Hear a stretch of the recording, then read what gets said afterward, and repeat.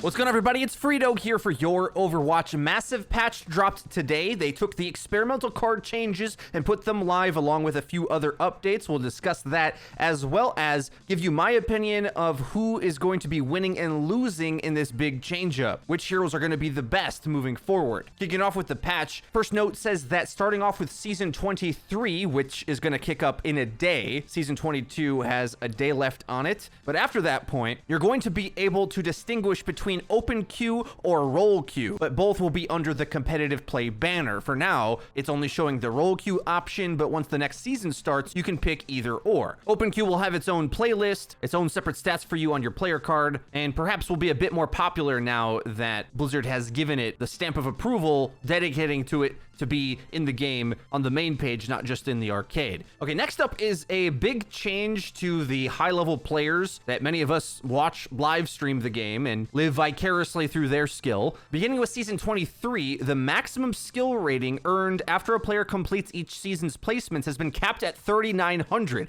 This means if you were top 500 for seasons and seasons, everybody's getting sort of a soft SR reset. Now, I say SR, remember that's not the important number here. They go on to explain that players are still matched with other players of similar skill. This is the hidden MMR that they've spoken about before, I believe. The difference, of course, is that SR is the visual number that everyone sees. That's the representation of what you've reached in terms of like the ladder, but it isn't what the system matches you on. The matchmaking rating is an invisible number that rates your expected power level as a player. So at the beginning of a season, there's going to be a lot of top 500 players, pros, etc., that are going to be at 3,900 SR right away, but all playing against each other, while when they play enough time, they will be able to get up to those higher SR values. Now, onto the bounce changes. We're going to give a quick recap. We did break these down in the previous video, but just a refresher, if I'm not mistaken, all of the changes went through to the 4 characters affected in this patch. We got Ashe,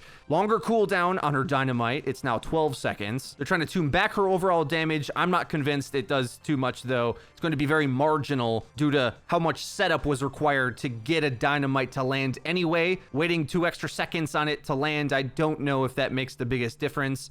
I don't think that's even a number that your opponent was playing around, but we'll have to see if this maybe tunes back her charge rate on Bob or something that maybe has a bigger effect later down the line. The big change, of course, was to Brigitte, where Repair Pack still heals like it usually did, but no longer grants additional armor health. You're going to have really fast reactions on Brigitte to make sure that you land it on players that are taking damage. Much harder to do. Of course, pre-packing a target as they enter a fight might still be okay. You'll only be wasting a little bit of heals just to guarantee that it connects on them, for example, as they go around a corner that you won't be able to see them. Otherwise, there was a rework where she gets a bit tankier up front with more shield health at 250, but it takes longer to use after it's fully destroyed and it regenerates slower. So there's more downtime and more punishment when you get your Brig shield destroyed. But does this radically change the metagame? Is Brig all of a sudden bad? I'll get into that after we finish the rest of the patch notes. Moving on to the very important changes here. D.Va's fusion cannons have a reduced movement penalty, so you can chase down people easier while shooting. Defense matrix cooldown reduced to 1 second again, making it incredibly responsive and nimble, able to catch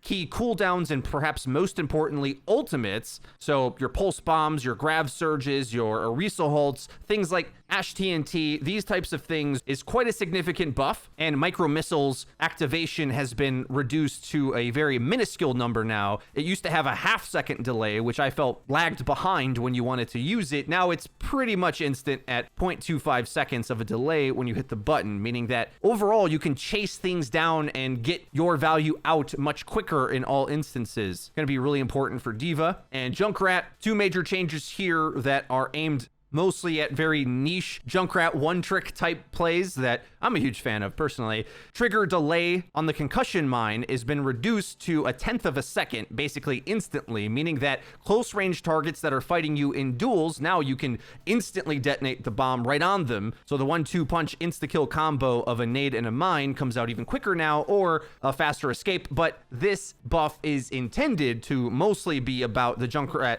double jump, which was harder to do in the most recent buff prior to this. And otherwise, another buff allowing him to take control of his character faster after using a Riptire in the enemy's spawn. Now let's talk in a more generalized sense of the state of the game and where the meta is going and how that might affect your average ranked games. I'm going to say the first thing that you may assume is getting pushed so heavily with Brig going down and previously Genji and now D.Va going up, maybe Dive comes back in a really big way. Here's how I see the interaction going. It will depend on D.Va's capability to go aggressive versus defensive. One meta ago, the meta brawl comp was Reinhardt with a D.Va protecting him in order to ward off flanks so that the brawl can isolate a single target. But that's because the balance state of D.Va then meant she sort of had to go defensive because all these cooldowns that just recently got buffed were a little too slow back then. Now my question is, when D.Va goes in with, let's say, a Winston, will she be able to very reliably eat important cooldowns like Ana Nade, McCree Flash that otherwise help lock down those divers and burst them quickly or disable them like sleeping a dive tank? Or is it still too difficult to do? I'm going to say that with this new patch, when we see it in OWL in 2 weeks, I'm going to guarantee you that some teams are going to attempt to replicate dive meta tactics from years ago where the D.Va goes in to eat those cooldowns and make space. They might be able to get it to work. I'm not so convinced that it's going to feel easy to do in your average ladder games though. So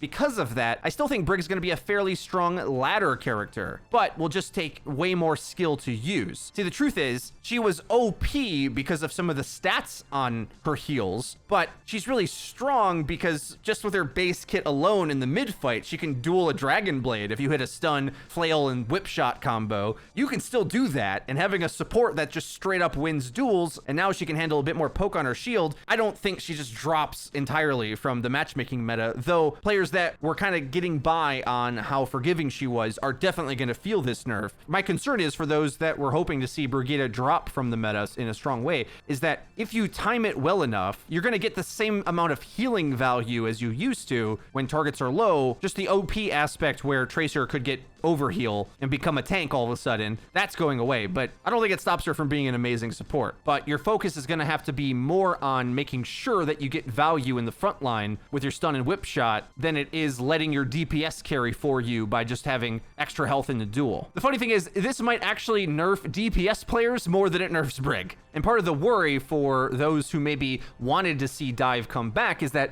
well, that overheal was most OP on aggressive characters that otherwise would feel really flimsy going in up against the crowd control creep that is in the game, right? Like, it sort of leveled out with all of the punishes that stop you from going in. And well, without that extra bit of health, what support kit exists to help them do that? There just isn't that much in the game overall, right? There's way more ways to deny a thing from jumping on you than there is to enable a thing to go in. These types of changes kind of remind me of when Orisa was nerfed, where they just keep lowering the stats on these easier characters until it gets to the point where you really have to focus on their attacks and playing well on the hero, but perhaps they're not dropped off the face of the earth or anything. And as for the Junkrat change, well, that one mostly for fun, and for Junkrat enthusiasts like myself, I don't think it really changes the meta either way, but I certainly will thank Jeff every time that he makes my best DPS hero better. Just keep adding on to those buffs, Jeff. I love to see it. And if you love to see it too, please be sure to leave the video with a like. That's been it for me. If you enjoyed the video, hit subscribe and be sure to hit the bell icon to actually get notified when our videos come live. Link to the description is our Twitter. Go hit us a follow on there. That's been it for me. I've been Frito for your Overwatch. We'll see you guys next time.